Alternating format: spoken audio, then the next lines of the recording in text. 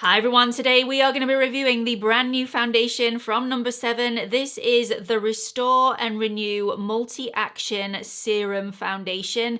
I don't think NO7 gets the recognition that it deserves for its makeup. It's really good quality and it's also affordable. Yes, it's on the more expensive side of affordable, but I would still definitely class it as an affordable brand.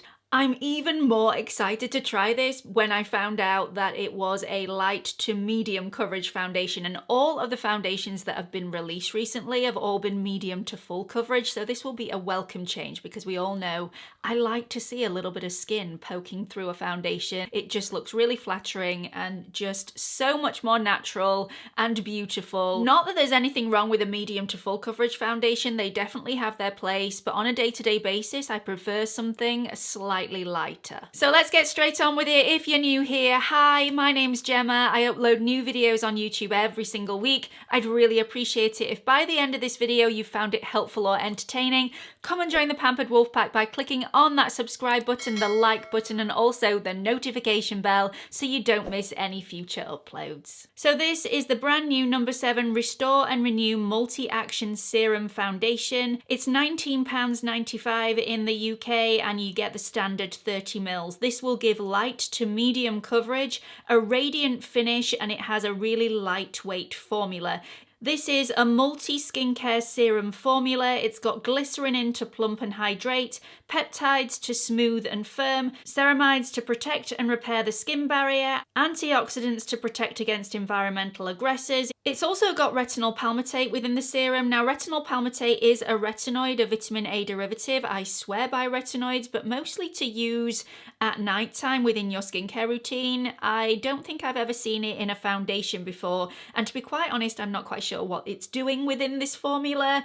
Retinol palmitate is the weakest form of a retinoid. You're not going to get masses of benefit from it being within the foundation, but at least it is non-aggressive, so you shouldn't get any nasty side effects from it either. Another ingredient that's in here is ascorbyl glucoside, which is a non-irritating, more stable version of a low-strength vitamin C. This has got no fragrance or essential oils within the formula. It does contain a bit of alcohol, but I'm not worried about that as the formula seems really well balanced. It does have an SPF of 30 in here. It's advertised as an SPF of 20 in the US. I'm not quite sure why, because the ingredients are identical. The SPF ingredients are octinoxate and titanium dioxide nano. This is cruelty-free and the packaging is 100% recyclable.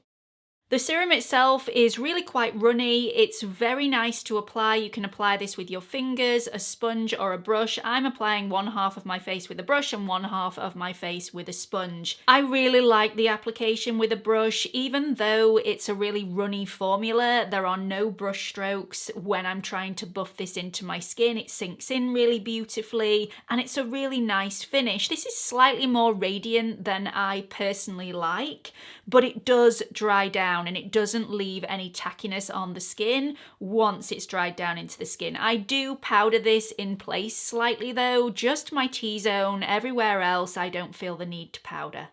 Now, considering this is a serum foundation with so many skincare ingredients within the formula, I thought this would be a little bit nicer on my super dry, flaky skin.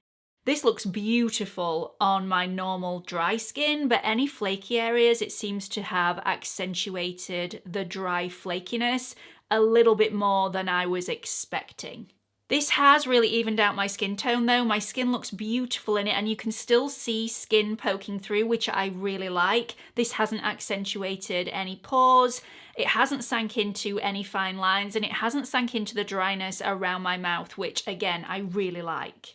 I also like the level of coverage that this is given. The first coat took one full pump of the foundation and gave light coverage. I did build this up on both sides and got a medium coverage with 2 pumps of the foundation.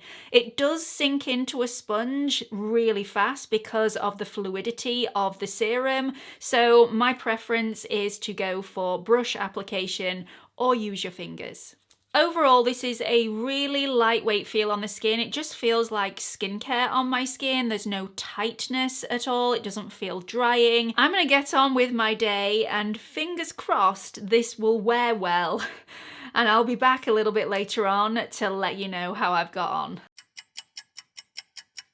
Hi everyone, welcome back to the check-in. It's now been 9 hours since I first applied the foundation to my skin. I am tired. I want to take all this off, pin my hair up and get in a nice hot bath. So I'm going to do that in a second once I've checked in with you all. I think this is done relatively well. It feels really comfortable on my skin. Yes, it's shinier, but I haven't blotted or powdered again throughout the day.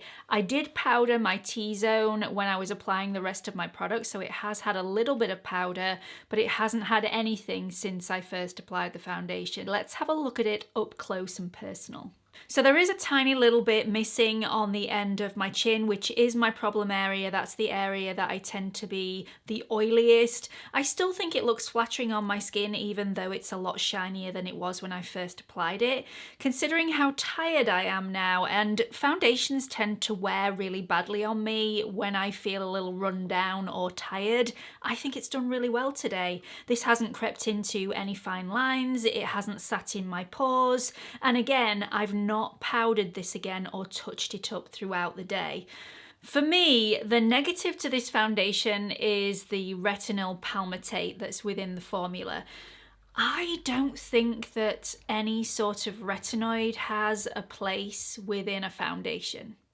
I just don't. And I know that's my personal opinion, but for somebody that uses tretinoin, prescription strength retinoid, I like to be really careful what other products I put on my skin that are active ingredients, and I don't like to double up on any retinoids at all, even the really weak ones. It just doesn't quite sit right. A while ago I did mention that I'm steering away from more radiant dewy foundations and moving towards more natural matte foundations because I think they look slightly more flattering on my skin and my texture the older that I get and the more mature my skin gets. And that is definitely still true. So that being said, this really isn't going to be my cup of tea because this has a radiant finish. Having said that, and I love the fact that this is a light to medium coverage foundation rather than a really high coverage foundation. So I do think it looks nice. Will I wear it again? Because of the retinol palmitate, the answer is probably no. So one ingredient in this formula has sort of put me off a little bit.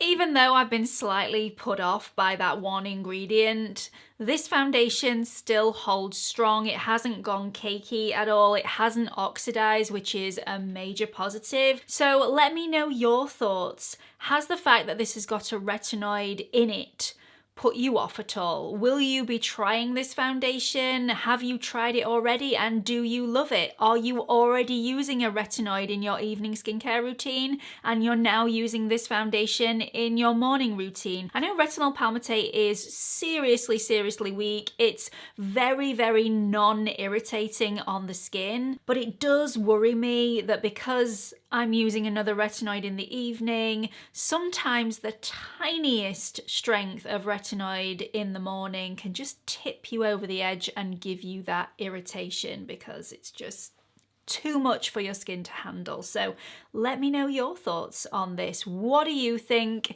Let me know in the comments section. I really hope you found this video helpful. Don't forget to give it a like, press that subscribe button and the notification bell, and hope to see you all in the next video. Bye everyone.